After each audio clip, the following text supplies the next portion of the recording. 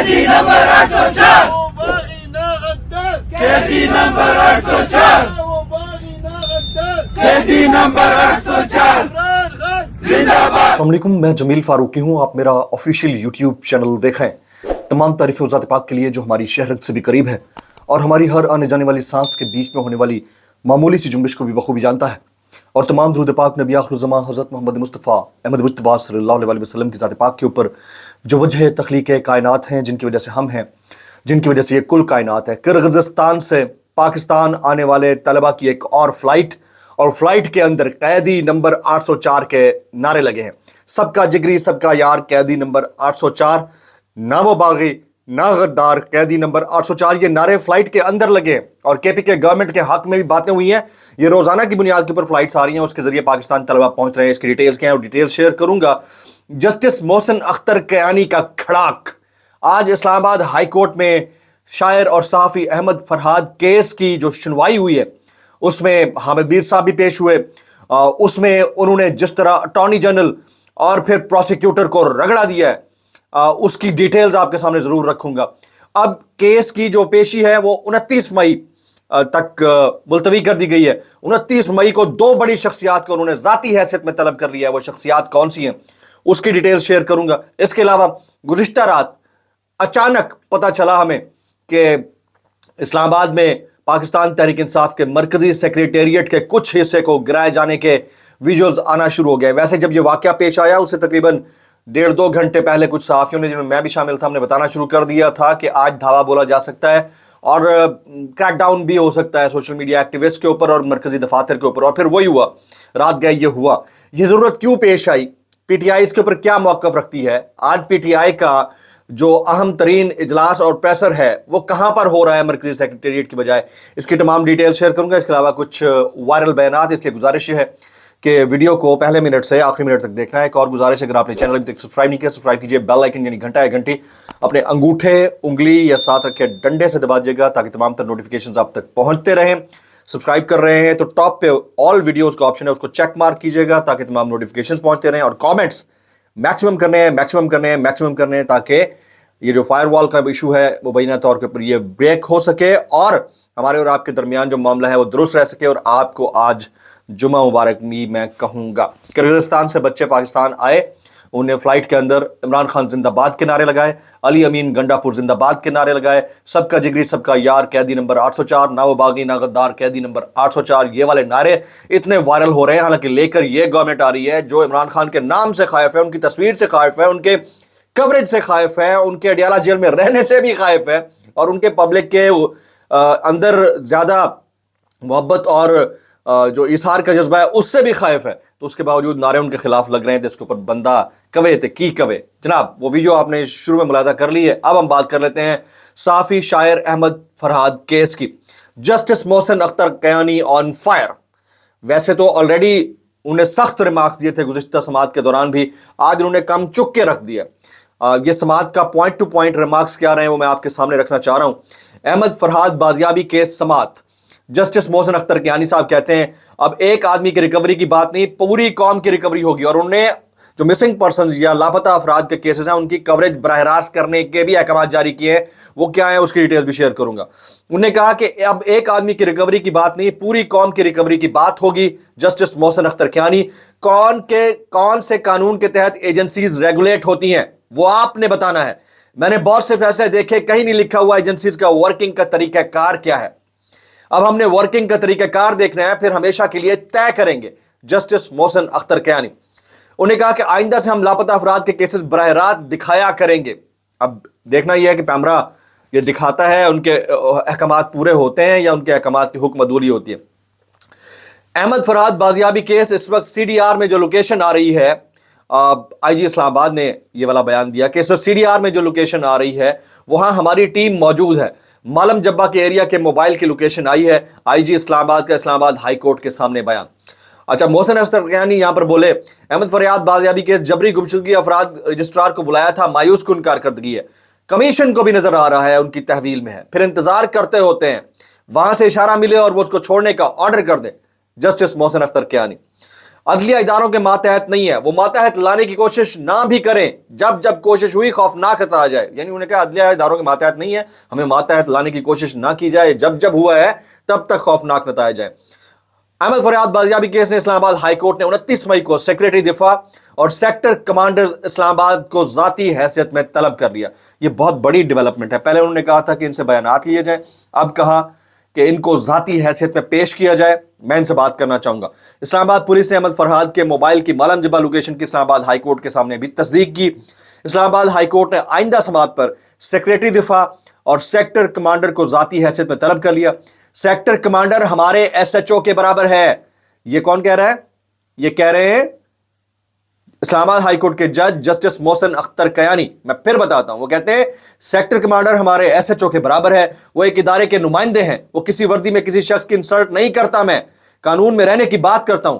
آئندہ سماعت پر sector commander کا بیان لکھ کر لائیں، سیکٹر کمانڈر ذاتی حیثیت میں پیش ہوں. اسلام آباد ہائی کورٹ کی ہدایت.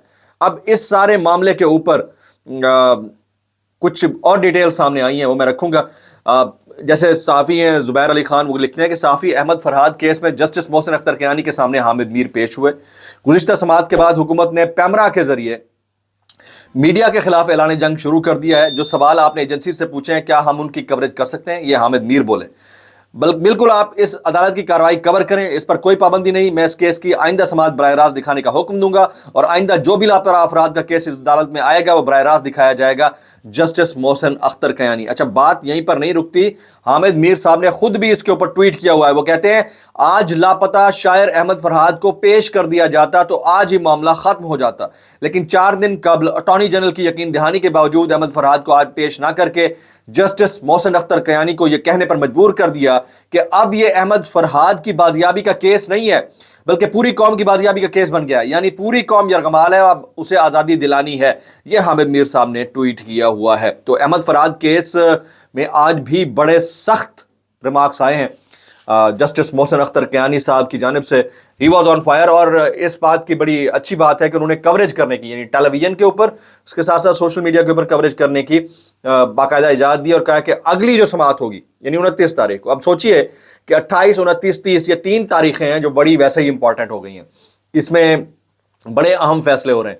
28 کو آپ کو پتا ہے کون سا فیصلہ ہے، پھر 29 کو 2 اب کیسز آ گئے ہیں، اور پھر 30 کو عمران خان صاحب کی پیشی ہے. تو دیکھتے ہیں، پیشی نہیں بلکہ وہ حاضر ہوں گے ویڈیو لنک کے ذریعے یا ان پرسن. اس کے لیے انہوں نے درخواست بھی دائر کر دی ہے، تو یہ بڑا امپورٹنٹ ہوگا جی.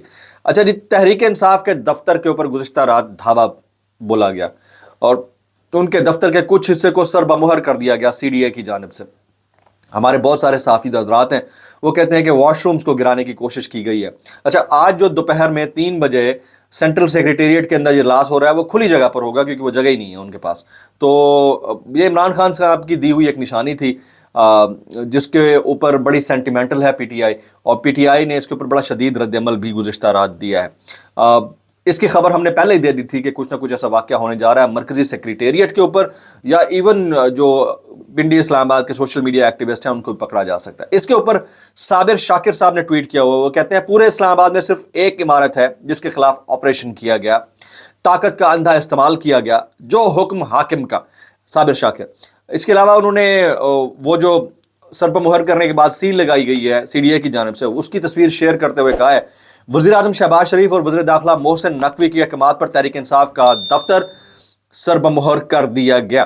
اچھا، معاملہ صرف یہیں تک نہیں رکتا ہے، اس کے اوپر اور بھی بہت سارے لوگ ہیں جو بہت کچھ بول رہے ہیں.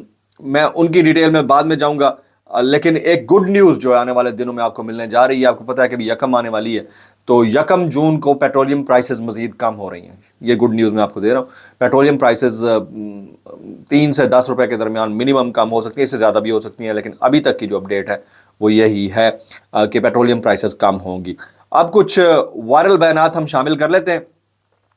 صدیق جان نے ایک ٹویٹ کر رکھا ہے، وہ کہتے ہیں نون لیگ کی اس سے بڑی شکست نہیں کہ ان کی حکومت نے کروڑوں روپے کی فیس جو وکلا انگیج کیے ہیں وہ تسلیم کر رہے ہیں کہ عمران خان اور شاہ محمود قریشی کا ٹرائل شفاف نہیں ہوا. اور آپ کو پتہ ہے کہ سائفر کیس کے اندر خود پروسیکیوٹر نے، خود وکیلوں نے اس بات کا ایڈمیٹنس کیا ہے کہ ٹرائل شفاف نہیں ہوا. تو اس کے اوپر میں آپ مزید کیا کہہ سکتا ہوں. اچھا، ڈسکلیمر دے دیتا ہوں، اگر میری کوئی بات بری لگے وائرل بیانات اور کیسے کر لیتے ہو یاد پر، تو بہت معذرت. زیادہ بری لگے تو انتہائی معذرت، زیادہ بری لگے اور اس سے زیادہ بری لگے تو سانو کی۔ آگے جی مصطفیٰ نواز کھوکھر صاحب، وہ کہتے ہیں میں قرآن پر حلف دینے کے لیے تیار ہوں کہ میرے پاس جو فارم 45 ہیں ان میں کسی قسم کی فورجری نہیں ہے، یعنی فراڈ نہیں ہے، اور ان فارم 45 کے مطابق پی ٹی آئی اسلام آباد سے جیتی ہے۔ اب وہ کینڈیڈیٹ جو پی ٹی آئی کا نہیں ہے، وہ جن کے پاس فارم 45 موجود ہے، وہ دعویٰ کر رہے ہیں کہ پی ٹی آئی جیتی ہے اور پی ٹی آئی کا بھی نہیں ہے، تو اس سے بڑی گواہی کیا ہوگی؟ تو بلا لے الیکشن کمیشن اور کوئی عدالت بلا لے اور ان کے معاملات کو چیک کر لے تو اس سے پتہ چل جائے گا۔